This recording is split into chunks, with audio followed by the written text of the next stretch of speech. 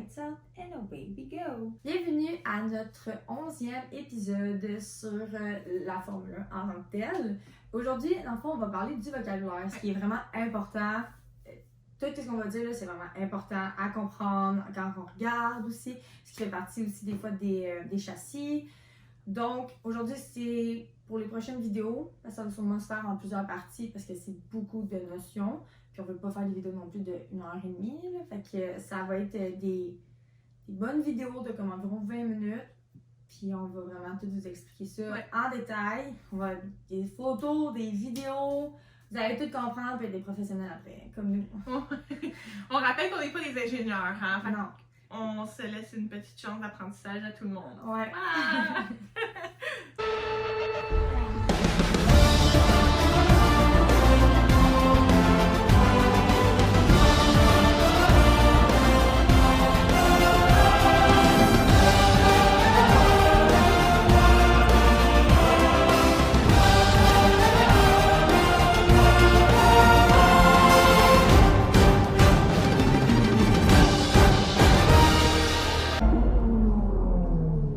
En ordre alphabétique, ça va être plus facile pour tout le monde de bien suivre. C'est plus facile pour nous de genre organiser nos affaires. Ça sera peut-être pas dans les sens que, tu sais... d'importance. Exactement.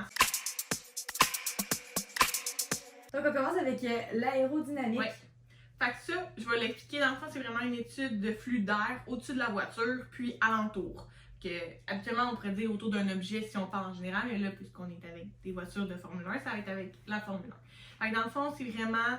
Au niveau de la conception de la voiture, ils vont penser au fait de justement comment l'air va passer. Parce que, veut pas, la voiture va travailler en sens contraire du vent. Du vent, exactement, parfois. Fait qu'il faut qu'ils pensent à l'aérodynamisme aussi. Fait que ça va vraiment venir au-dessus de la voiture, puis alentour. Fait que tu vas venir désigner ta voiture pour qu'elle rencontre le moins d'objets possible. Tu vas à haute vitesse aussi. Fait que je veux dire, c'est sûr que tu travailles contre le vent. Même si le vent est contre toi à la base, mais à 300 km/h, ben comme... T'es contre le vent totalement. Donc, c'est vraiment important de justement venir voir, s'assurer qu'il n'y a rien qui entrave l'aérodynamisme, voir comment on peut aller le plus rapidement possible, puis utiliser le vent à son avantage dans un sens. C'est vraiment ça leur but avec l'aérodynamique. Donc, c'est vraiment ça, qu'est-ce qui est... du terme aérodynamisme, on parle à ce moment-là de l'air autour de la voiture qui vient aider à pousser la voiture le plus possible. Airbox. En français, la boîte d'air, mais on va dire tous les termes en anglais. En tant que tel, il y en a qui c'est la même affaire, comme quand on va parler de degradation, c'est dégradation, on s'entend. Ouais. Fait que tu sais, comme on va vraiment donner termes en anglais et en français, m'a dit arrête. Termes en anglais puis en français. Donc, le airbox, dans le fond, c'est la prise d'air du moteur qui est au-dessus de leur tête du conducteur. Fait que souvent, mettons, c'est quelqu'un que tu disais, Williams, qui avait Duracell, qui l'avait fait en Duracell. Oui, mais ça, en haut, là, puisque leur sponsor, c'est Duracell, fait qu'en haut, vous allez voir, là, c'est comme le logo d'une pile, mais au bout, c'est le airbox qui est en arrière de la tête du pilote. Mais je vais vous montrer une photo, là, comme vous pouvez voir. Ça, c'est le airbox. Ça, c'est ça, le airbox. Fait que ça sert aussi d'arceau de sécurité pour la voiture. Oui, tu sais, si jamais la voiture vire à l'envers, oui, ils ont le halo, mais ils ont aussi ceux qui leur servent une certaine protection. Oui, parce que c'est ça qui touche en première terre. Exactement, c'est qu'on a pu le voir avec l'accident de Joe Guan Yu, justement, que ça l'a aidé, ça. On va en parler, puis là, je vais vous montrer comme qu'est-ce que ça a fait, mais ça, c'est pour une autre vidéo, là, en détail. Oui, exactement.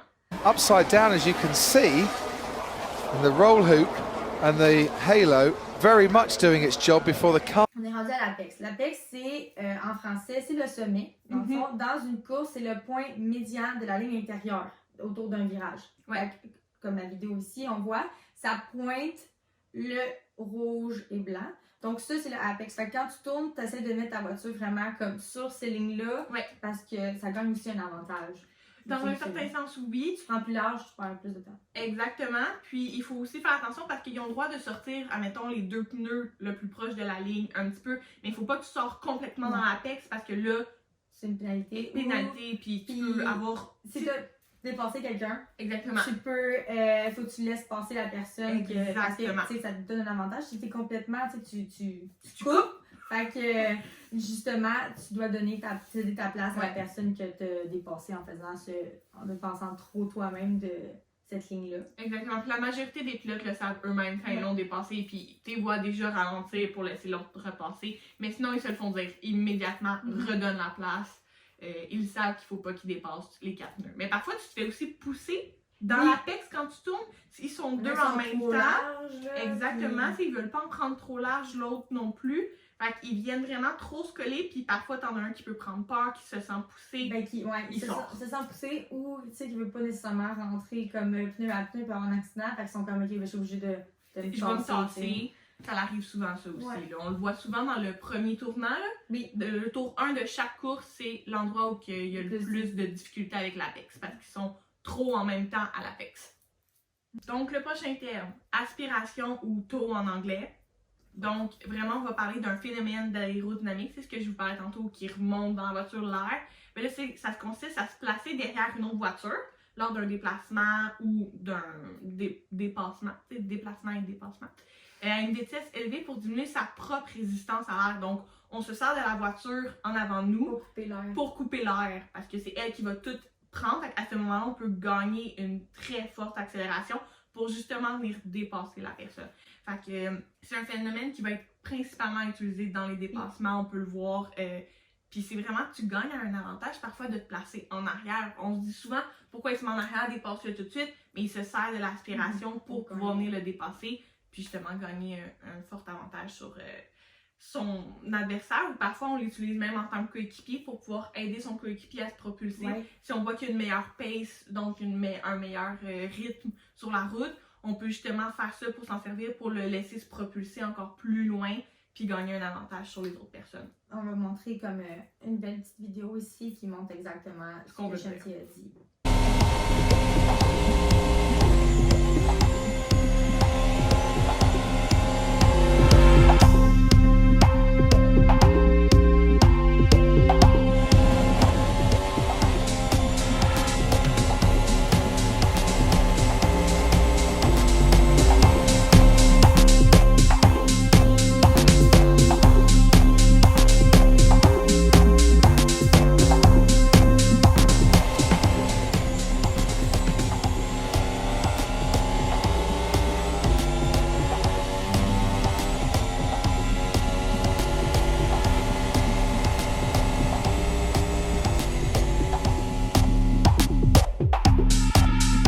Donc, prochain terme, autoclave. C'est un appareil qui utilise la chaleur puis la pression pour durcir la fibre de carbone, qui est le matériau principal utilisé sur le châssis puis que la voiture est faite en Formule 1. Fait que c'est cette grosse machine-là. Grosse machine. On s'entend qu'elle ne transporte pas dans les Grands Prix. Elle est laissée Ou être HQ, I guess, là, ça peut ben, être... à l'usine de fabrication. Fait que ouais, Ouais, ça exactement. se fait au On la porte Puis dans tout sur se passe là. Exactement. Fait que ça, c'est vraiment simple. C'est une machine qui fait le component des De la voitures. Donc, on est déjà rendu au B. Ouais, Ça c'est pas va vite. super. On est pas super. Le back marker. Fait qu'on va dire à ce moment-là le retardateur en français. Ça consiste vraiment simplement au dernier pilote sur la piste. Donc, la personne qui est à la dernière position. Si on prend par exemple que tous les pilotes sont encore dans la course, ça va être la 20e personne. Donc, le 20e pilote qui est en arrière, puis c'est là ce qui va être rattrapé par ceux qui sont en premier. Verstappen. Non, ouais, c'est comme ça, on va dire Verstappen à chaque fois. Puis, on a pu le voir dans certains Grands Prix, justement, où Verstappen arrivait vraiment proche du celui qui était le dernier. Donc, à ce moment-là, on dit qu'il est le retardateur parce qu'il retarde la course. Puis, à ce moment-là, ça va être un drapeau bleu qui va être sorti pour dire au retardateur, tu dois laisser passer la personne qui est derrière toi, qui est dans le fond la personne qui est en première position. Donc, si on prend par exemple que c'est Hülkenberg qui est en dernier, puis Max en premier, ben Max va venir dépasser Nico, puis Nico n'a pas le choix de le laisser passer, mais on s'entend, ça veut dire que Max gagne un tour sur Nico, genre il y a un tour d'avance sur lui. Exactement. Fait à ce moment-là, c'est là qu'on dit un retardateur. C'est vraiment la dernière personne en piste qui est en arrière du peloton. Donc, prochain ballast. Donc, le ballast, c'est vraiment les poids qui sont fixés autour de la voiture pour maximiser son équilibre et l'emmener à une limite de poids minimum. Donc, il faut savoir qu'une voiture en F1 doit avoir un certain poids, ne doit pas le dépasser et ne doit pas être en dessous. Okay. C'est pour ça que les voitures sont pesées à chaque fin de course. Aussi. Sont pesées avant la course et après la course. C'est pour cette raison aussi. Fait on va vous mettre l'image de qu'est-ce qu'on veut dire par les ballasts, c'est ça. Donc, on les met... C'est en métal. Ouais, fait que c'est vraiment en métal, c'est comme des... Ça peut être des carrés, des demi-cercles, des triangles. Limite. Name it, exactement. Puis, comme vous avez vu sur la photo, ils sont souvent en avant parce que le en avant de la voiture est beaucoup plus léger que le derrière. Donc, en même temps, tu veux vraiment venir balancer ta voiture pour pas qu'elle parte dans les airs. Fait qu'il faut vraiment que tu viennes balancer ta voiture. Donc, c'est pour ça qu'ils sont souvent mis à l'avant, mais il y en a tout le temps, pratiquement une en arrière. On a pu le voir avec la belle voiture de Red Bull quand elle a été mise dans les airs. Ce qui doit pas être fait habituellement, mais qui a été fait. Oups, too bad! Fait que c'est vraiment ça aussi qui va venir aider. Puis, c'est vraiment stratégique où tu les mets parce que ça vient jouer sur ta balance et ton équilibre. Ouais. Fait que c'est ça pour la balance. Quand les gens me demandent tout le temps, c'est comme pourquoi l'en avant est vraiment ça doit être plus léger. Ah oui, ça ne pèse rien l'avant d'une voiture de F1. Et tout est en arrière. En avant, c'est vraiment juste l'aile puis tout. Fait que ça pèse pratiquement rien. Fait que c'est pour ça qu'ils mettent les poids là, surtout là, pour justement s'assurer qu'elle reste au sol. Donc, box désigne ici les stands. Où qu'ils changent les pneus dans le fond. Ou qui font des réparations, whatever, name it. Le mot est souvent répété aussi durant la course qui dit box, box, box, max, box, box, box. Ouais. C'est genre juste ça, c'est max, box this lap. Ouais, c'est ça, exactement. Puis, dans le fond, c'est l'ingénieur de course qui le dit à son pilote, évidemment, parce que c'est tout le temps eux qui sont en communication durant la course. C'est vraiment pour venir changer ses pneus, puis toute autre raison. Donc, quand ils vont retire aussi le corps. Admettons qu'ils sont capables de se rendre jusqu'au box. Ouais. Ils vont se rendre jusqu'au box pour le faire. Éviter un petit red flag, guys. Ouais, fait que, comme vous pouvez voir, c'est cette belle image-là.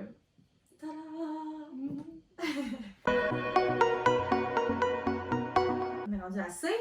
Premier C, châssis. Donc, on l'a assez mentionné dans les vidéos précédentes. Vous avez compris, c'est quoi? C'est la voiture! Wow! Ouais. Fait que, un bout de schéma ici pour montrer comment une voiture est faite de base. Donc, c'est la partie principale d'une voiture de course. Hein? Ouais. Puis, c'est ça. C'est aussi simple que ça, c'est la voiture. Donc, chicane. Ou chicane. Ouais, chicane, si vous voulez le dire en bon français, là. C'est vraiment facile. En fait, c'est une séquence serrée de virages dans la course. C'est dans des directions alternées. Fait que ça va faire un petit peu un S parfois, des choses comme ça. Ça va être habituellement serré vraiment dans un circuit pour ralentir les voitures. Jusqu'à 300 km/h en ligne droite, c'est facile de savoir qui va gagner. Fait que c'est vraiment juste pour venir les ralentir. Puis, parce qu'avant, c'était un tournage à grande vitesse, fait que ça pouvait emmener des accidents, c'était trop facile, blablabla. Fait que ça rajoute une certaine difficulté, ça ralentit la voiture, puis ça démontre aussi qui est meilleur dans les tournages. Oui, parce que c'est pas toutes les voitures qui ont un... Dans le fond, il y a certaines voitures, certaines équipes qui vont avoir un point fort dans les tournants, dans les virages. Il y en a qui vont avoir leur force, ça va être les lignes droites. Fait que tu sais, comme c'est... Il y a des circuits qui sont qui ont des avantages pour certaines équipes, il y en a qui ont des faiblesses, tu sais, fait que... C'est ça qui est intéressant à voir, justement, ça fait en sorte que c'est pas tout le temps les mêmes qui sont avantagés, il y a vraiment plus un jeu au niveau de les forces, fait que vraiment, moi j'adore les chicanes, je trouve que c'est vraiment intéressant à voir justement la voiture, les dépassements parfois peuvent être vraiment plus difficiles à faire, donc moi je trouve que ça l'emmène énormément dans le course. On l'entend là, vraiment, là, souvent le chicane. C'est souvent là que les grosses actions se font, c'est nice et... Have it goes through the chicane, je suis genre... Ouais. Mais c'est ça, ça c'est vraiment drôle quand ils disent ça, mais ouais, c'est ça qui est pour la chicane. Le cockpit. Donc, en français, le poste de pilotage. Donc, comme vous pouvez voir ici, c'est où que, dans le fond, le pilote est assis. Ouais, dans le châssis. Donc, assis, pratiquement couché. Ouais, c'est vraiment, écoute, moi, avant cette image-là, je savais même pas comment il était placé. Oui. Comme, tu t'entends que, comme, on dirait qu'ils sont assis genre, aussi peut-être les jambes droites, mais tu sais, il y en a que c'est des jambes, genre, un peu surélevées comme l'image. Donc, mais ouais, c'est vraiment la section du châssis dans laquelle le conducteur est assis. Je me demande comment ça va être intéressant. Justement, c'est de conduire comme ça, puis dans la vie de tous les jours, tu conduis plus droit, genre, je suis comme, ah, mais c'est vrai que quand ils filment, on dirait qu'ils sont juste assis droit, puis en 92 degrés, puis let's go. Maintenant, ils sont couchés quasiment dans la voiture, là, fait que ouais, c'est intéressant à voir. Donc, le prochain terme, compound. Le compound, en fond, c'est la partie de tout pneu lorsqu'il rentre en contact avec la piste. Donc, ça, c'est par conséquent un des principaux facteurs déterminants des performances des pneus, là. Oui. Vraiment, c'est comme ça que tu peux savoir son adhérence, comment c'est sur la piste. Les données. Effectivement. Évidemment, chaque compound est le même. C'est pas Ferrari qui change le compound, puis tout, c'est Pirelli qui a possession du compound. Donc, c'est eux qui vont venir changer les choses qui font le composé. Mais sinon, c'est vraiment... Le compound idéal, ça va être celui qui a une adhérence maximale, mais qui maintient toujours la durabilité puis la résistance à la chaleur. Quand mettons, ils jouent dans le compound, ils vont échanger des éléments, ils vont rajouter un peu plus de les ça. matériaux qui vont être utilisés pour comme mixer puis créer ce compound-là. Ouais, exactement. Fait que c'est pour ça qu'ils ont tout le temps des tests de compound pendant la saison. Qui est fait par le troisième pilote la majorité du temps. Là. Comme tu vas pas sortir ton premier pilote, ton deuxième pour ça, utilise ton troisième qui va pouvoir te donner vraiment un bon feedback puis qui va pouvoir pousser. Il y en a qui font ça des heures interminables, tout. Donc, c'est vraiment là qu'on vient tester le compound, le composé. Puis après ça, c'est disposé. Chaque pneu a son propre compound, dans le fond.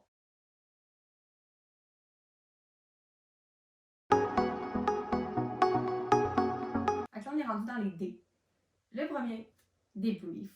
On sait pas mal tout c'est quoi, là, un débrief, c'était ça à la job, n'importe où, là, mais... un petit meeting, une rencontre. Fait que c'est ça, une rencontre entre les pilotes puis les ingénieurs d'une équipe après une session en piste. Non, il y en a aussi avant, il y en a après. Fait que c'est... Ils vont parler de comme les réglages, les performances, la stratégie de la voiture. Fait que tout ça est discuté durant le débrief. Ils ont des débriefs de pilotes aussi entre eux. OK. Ça, ben avant, ils filmaient. Okay. Ça aussi, c'était vraiment très très drôle à voir. C'était adorable parce qu'ils étaient juste assis, genre. Ils étaient assis dans une salle ensemble avec. Il y avait évidemment le pilote, le second pilote, puis parfois il y avait même. Ben, il y avait souvent un ingénieur avec eux ou un représentant médiatique pour pas qu'ils spoilent des affaires qu'ils devraient pas dire. Puis il y avait des représentants de la FIA justement qui étaient assis là. Puis ils discutaient de la course passée. Donc, les éléments importants, les éléments qui sont mis dans la course, les règlements, un rappel des règlements. Fait que ça emmenait souvent des petites chicanes. Ah, mais lui, il a fait telle affaire. Non, mais lui, il a fait telle affaire. Ok, mais lui, il faut aussi le checker de bord. Puis là, ça se... C'est des snitch. Ah, pour vrai, c'est horrible. Moi, je me souviens, j'étais de même avec mon petit popcorn, j'étais juste comme, ah, c'est tellement drôle. C'est juste vraiment drôle, puis t'en as là, parfois ils sont sur leur selle, ils s'en foutent, ils écoutent pas, là, ils veulent juste être chez eux, puis ils sont obligés d'être là. Mais oui, fait que t'as des débriefs dans les écuries, puis t'en as de toute l'équipe, évidemment. Et il y en a aussi une en début de saison pour préparer la saison. Donc, dire qu'est-ce qui va s'en venir, c'est quoi qu'on fait et tout. Un rappel des règlements pendant les Grands Prix, parce qu'ils ont des règles à suivre, même eux. Fait que, effectivement, des débriefs, il y en a partout. Même ça. Des débriefs à longueur de journée pour eux. Pauvres. Donc, le prochain, dégradation. On retourne aux pneus. On n'était pas aux pneus il n'y a pas longtemps, là, on retourne. C'est un terme qui va venir pour décrire le processus par lequel un pneu perd de ses performances ou de son adhérence. Alors ça, c'est pendant la course, à force d'utiliser un pneu. T'sais, nous, on fait nos changements de pneus lorsqu'on change de saison au Québec, là, en tout cas. Là. On fait nos changements de pneus, on va changer un pneu finalement quand il va être vraiment usé ou tout. Mais parfois, ça peut prendre 1-2 ans si tu n'utilises pas beaucoup ta voiture. Eux, ils roulent à 300 km/h pendant 2 heures, puis ils sont pas capables de finir. Le pneu, il scrape bien avant ça. Là. Fait que c'est vraiment là, faut que tu changes ton pneu pour justement être sûr de garder tes places, être meilleur en dépassement, que ça soit sécuritaire. Fait que ça va vraiment venir être différent au niveau de l'usure des pneus qui concerne vraiment le processus d'usure de la bande de roulement. Fait que le compound, lorsqu'il est usé, on change le pneu. C'est pour ça que parfois, ils vont changer leurs pneus plus rapidement. Il y en a qui ont une meilleure résistance. On va en parler vraiment en détail tantôt. Plus loin, des pneus, justement. Leur plus loin dans la vidéo, c'est pas celle-là, c'est dans la prochaine. Parce que, dans le fond, on va vous parler vraiment de tous les pneus de Pirelli qui ont accès. Fait que, exactement. Fait que la dégradation, un petit résumé, c'est vraiment juste l'usure. Comme l'image. Puis, c'est intéressant de voir qu'est-ce qu'ils font après avec le pneu. Parce qu'ils scrapent tout ça, là, tout le petit ruban que vous avez pu voir, là, ils le scrapent de même, puis ils renvoient les pneus à Pirelli, puis après ça, on sait pas c'est quoi qui se passe. Secret! C'est le secret de Polichinelle. Tu sais pas ce qui se passe chez Pirelli. Non. Mais c'est ça. Dans le fond, le Delta Tang, c'est vraiment, en français, en delta, là. Tu peux pas. En delta, parce que delta, c'est delta en français en anglais. Mais c'est vraiment un terme qui va être utilisé pour décrire la différence de temps entre deux voitures ou deux tours différents aussi. Fait qu'on peut l'utiliser en termes de juste des voitures, mais aussi en termes de tours. Fait que par exemple, on va dire qu'il y a un delta négatif entre le meilleur temps au tour de pratique d'un pilote et son meilleur temps au tour des qualifications, puisque tu n'utilises pas la même charge de carburant ou les pneus sont neufs, les pneus sont usés. Donc, c'est vraiment là qu'on va dire qu'il y a un delta time négatif. Ok, positif. c'est quand ils font leur tour. Oui. Quand ils montent le temps, mettons, Oui. moins 0.08 ou t'as le plus qui est en jaune, puis genre, ok, Ça, c'est delta time. Ah, ok, c'est bon. Ok, je vais vous montrer dans le fond c'est quoi. Fait que ici, quand on voit le moins 0. Mettons, 0 quelque chose, ok? Comme ici. C'est parce que ça, il a fait plus vite que la personne qui a le plus vite temps dans cette section-là. Parce qu'ils vont par section, puis après, ça fait ton temps, ton delta time. Ou ça peut être une. Ouais, exactement. Fait que c'est une personne qui a passé avant toi, le tour précédent. Ouais. Ça peut être ça. Si c'est mauve, comme ici, mauve, c'est parce que c'est toi qui as le fastest dans son secteur. Genre. Fait qu'ils l'écrivent pendant que, mettons, tu regardes la qualification, et il écrit en haut, c'est comme, ok, les secteurs, mettons le secteur 1, c'est lui qui est le plus rapide, secteur 2, c'est lui, des fois ça peut être la même personne, des fois ils vont juste avoir le secteur 2 qui sont plus vite, mais secteur 1 et 3 Ils ont eu plus de difficultés, ils ont été plus lents. Puis t'as jaune, que c'est un plus. Fait que ça, t'es après le pilote qui est plus vite dans la course, dans le fond, le fastest là. Fait que c'est pas mal ça. Fait que c'est ce qui termine la première partie du vocabulaire. Dans le fond, ça va se faire en comme 4 parties. Donc, on se voit la semaine prochaine pour la partie 2 du vocabulaire de la Formule 1.